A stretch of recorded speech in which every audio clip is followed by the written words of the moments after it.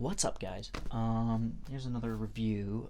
Today, or tonight, more accurately, I will be reviewing Albert Camus' The Stranger, also known in France as L'Étrange, or L'Étranger, I think. I probably butchered that, like I usually do. But The Stranger, a little bit background on Camus first, is he was born in 1913, I believe, and passed away in 1960 at the age of 46. In a car crash, tragically enough. And he wasn't driving, he was in the back seat, I believe, with some friends traveling around cross country in France, and I think they just lost control. The driver lost control of the car and swerved off, cutting short, very unfortunately, cutting short his life. Would have been, fascinating to see what would have happened. I wondered that with writers who died early, or early in life, to what they would have done later on. But he did achieve so much in his life. He won he won an award for The Stranger, I believe, a Nobel Peace Prize, which I find interesting.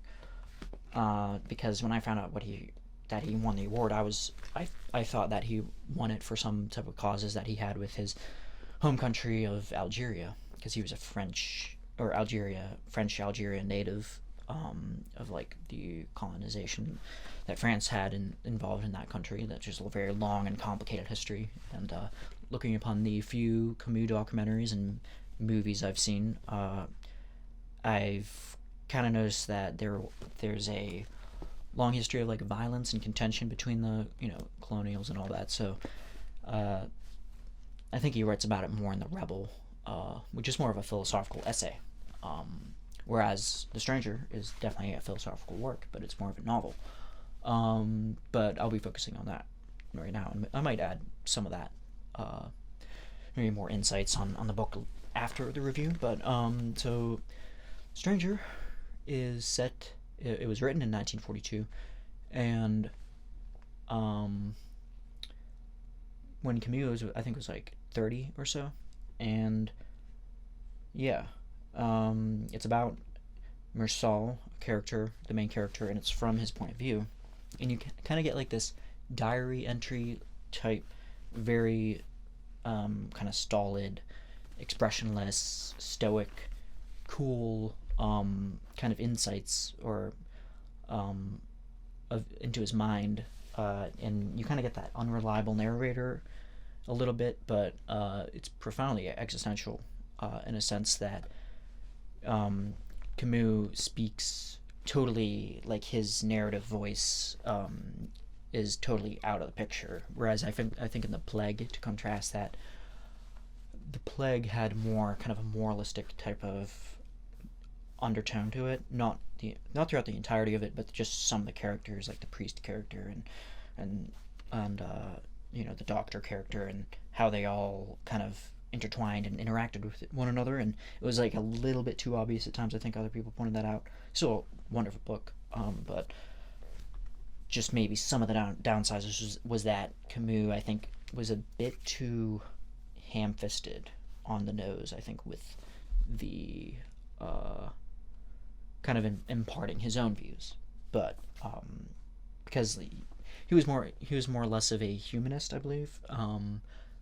Existential. He actually disliked this term existentialism, in contrast to Sartre, who kind of like went with that. I think. Actually, I think they both disliked it to a degree, but I think it was Camus who preferred absurdity or absurdism as his main go-to kind of moniker to describe himself, his views on life. But yeah, from what I've known about Sartre and Camus, there's a difficult kind of friendship with them. They definitely differed in their views on kind of like, Sartre was more or less more for certain. I flirted with Marxism, I think, but there was a sense of like he was more overtly atheistic, I think, and was, even though he does have a pamphlet that he wrote, actually, that I have right here somewhere, called existentialism is humanism. Maybe I thought I had it.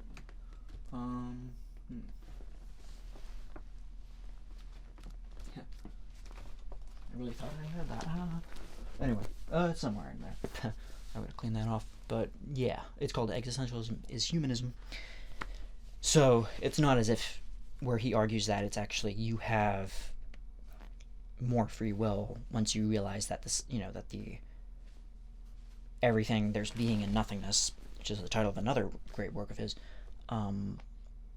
philosophical in nature, and there's being, and then outside of that being there's complete nothingness. So there's no God, there's no grand narratives, there's no teleological goal, so you are free, you are cursed to be free.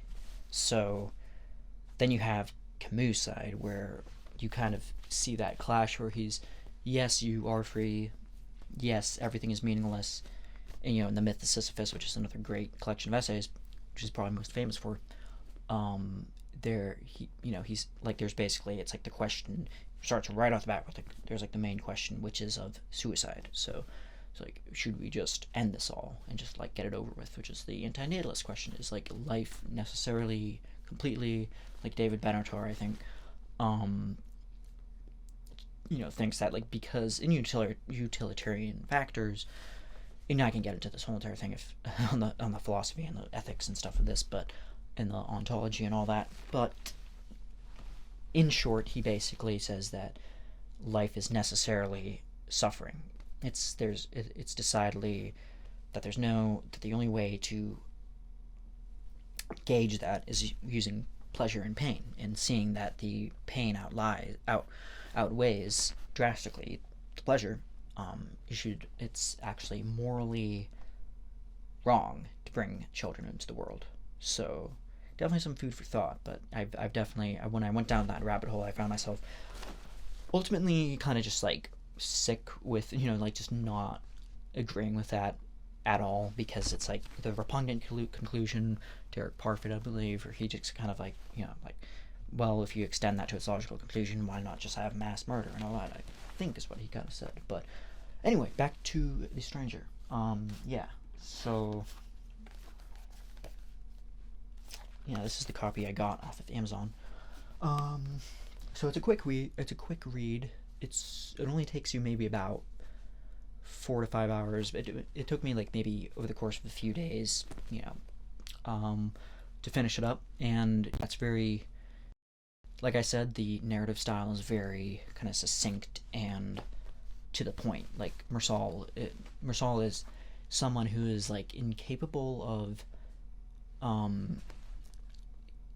that's where I think the stranger term comes from, is that he feels himself to be kind of estranged from the normal precept or the normal views and people of society. Like, I think Camus, started out with the main premise being like, thread of an idea being that if somebody were to not cry at their mother's funeral, or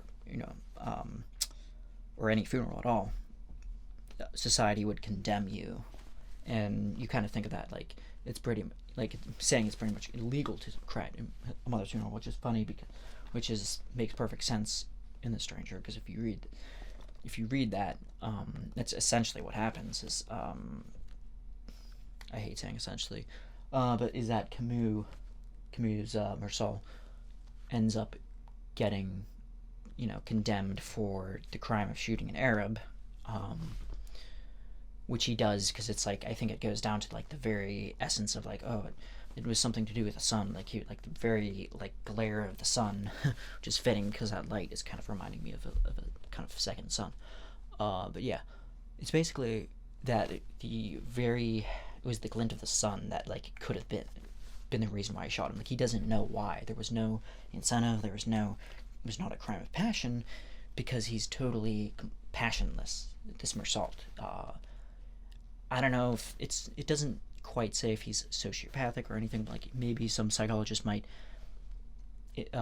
ascribe some sociopathic tendencies to him, but I think overall Mersal is just he's not like he's just like, if he were, he's like a completely straight line. There's no peaks, there's no curves, there's no valleys.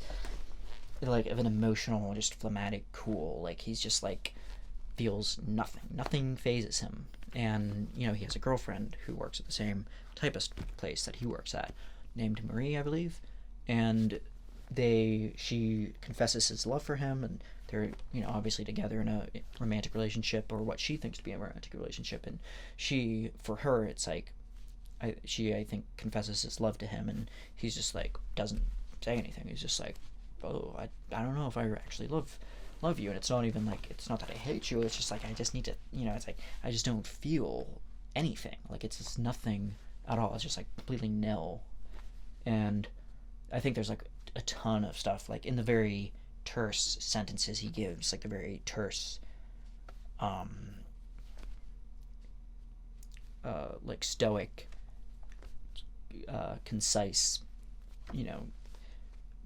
like prosaic glimpses he has into his head, is that there's just nothing. He's just completely honest. He's completely honest too. He has a candidness, which is why I think he's like a bit of a tragic hero, or not a tragic hero, a anti-hero, because he's not motivated by anything. He's and it's basically like a sequence of events gets him into this ordeal with the one man who is the one person he's like not really friends, he's just acquainted with, who's, I think he's his neighbor, who's like beating his dog. And he basically, no, it's not, he basically, he has like this kind of mistress that he treats awfully, and he's, if anything, he's kind of the more of the antagonist, whereas, like I said, Mersault's just like totally not involved morally at all. He's just kind of like, just yeah. And basically he follows that person, and he's like, well, I need you this anyway, where was I? So he follows this guy into a series of very fortuitous events that ultimately ends up with an Arab kind of tailing them, because I believe the Arab was kind of related to the whole causal chain of events, where I think the mistress was like of one of the Arab, like related to the Arab, I think. And this guy, this very angry brother, or I think it was a brother of the mistreated mistress, follows them. And the man who was beating the mistress like gives Mersault his gun, and in some weird fashion of events, ends up shooting him.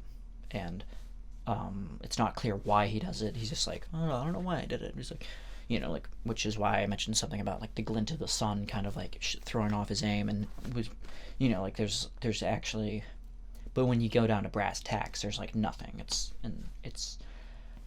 And yeah, so after this, Mersault gets convicted to jail, and is put on trial. And basically everybody moralizes, and there's like mainly a kind of a religious underlying incentive to what their verdict, which is guilty. And the judge is like is swayed by all this, and everybody is like, the jury and everybody is like kind of like up in arms against Mersault. It's like he lost the case before he even tried. So yeah, and the fact that he didn't cry at his mother's funeral, which is very beautiful first few lines of the book, which I'd like to actually read, because it's very telling. He says, Mammon died today, or yesterday, maybe, I don't know. I got a telegram from home. Mother deceased. Funeral tomorrow. Faithfully yours. That doesn't mean anything. Maybe it was yesterday. So right off the bat, you get the sense that he has no take on anything. Like he's like, oh, maybe it was yesterday. Huh. And it's not like he's filled with hate for his mother or malice of any kind. He's not filled with anything. And I guess in a sense that what Camus shows is that it's freeing in a sense not to care, which is what in that final tumultuous final act of the novel, which is just brilliant. It shows that ultimately his lack, he is driven to his own in a Kafka-esque fashion, which I'd love to get into some Kafka reviews pretty soon. One of my favorite, which I believe Camus was actually very openly influenced by Kafka in the style, that kind of terse, kind of like measured pace of just like kind of like of the characters, and there's actually very little philosophical going. Well, no, there's very little by way of like terminology. Like there's not like philosophical language per se, but in the characters that you get, for example, in the very happenings, in the simple language, in the very simple prose, you get like buckets full of different philosophical takes and exegeses that you can draw from it, and that's why it's brilliant. That's great writing, So, yeah, in that final moment, he is condemned, and the priest asks, like, "Do you want to convert before you die?" And he's like, "No." It's like, "I don't want anything," and I don't, and this is the final moment. He says, like, "The only thing that I can want more than ever, like, I want to be," like, basically his whole entire philosophy is like philosophy in his take on life is, I want to be misunderstood. I want them to greet me with cries of hate while at my execution, which is like, very informative. It's just, that's just like that final, I think that's what's in the final chapter but it's just like, it's almost poetic in a way. Because I think that's like the first glimpse that you get of him kind of feeling anything, having a take, but he's just like, "No, don't let them, I don't care what they think about me. Let them kill me. Like, just let me." It's like, it's just like he's embracing the meaninglessness, and there's a freedom in that, which is why there's almost something like of an edgy type of cool, punk, like aesthetic, I might say, to that, and I agree. There's like kind of like people so often in the 90s would try to be kind of edgy and like, ooh, like Marilyn Manson, like, like talking about weird, creepy things, and like Nazis and Nazi memorabilia and stuff like that, or like something about fetuses or stuff. And it's like, and then meanwhile, I think the more impressive forms of this are probably like the more understated, the more kind of, like the quiet kind of underdog types, like it's not like he was out to shock people, like Mersal was very I don't know, he was very just like part of him, like he wasn't drawn to any movement or anything like that, but in that sense he kind of like forged his own way. There's almost like a Nietzschean aspect to that. So, and yeah, in the end, it's strongly implied that he's eventually going to be executed, and he's fine with that. He's like, just, I don't care, just let the whole thing happen. So yeah, I usually don't really rate books here, but I definitely strongly recommend. Like I said, pretty quick read. Compared to Nausea, was a little bit more of a slogging pace. But I still quite liked it. It just took a little bit more commitment. Whereas it's been a while since I've read The Stranger, but yeah, I definitely remember it being a pretty quick read, and but it's packed. So yeah, that's all I have for today.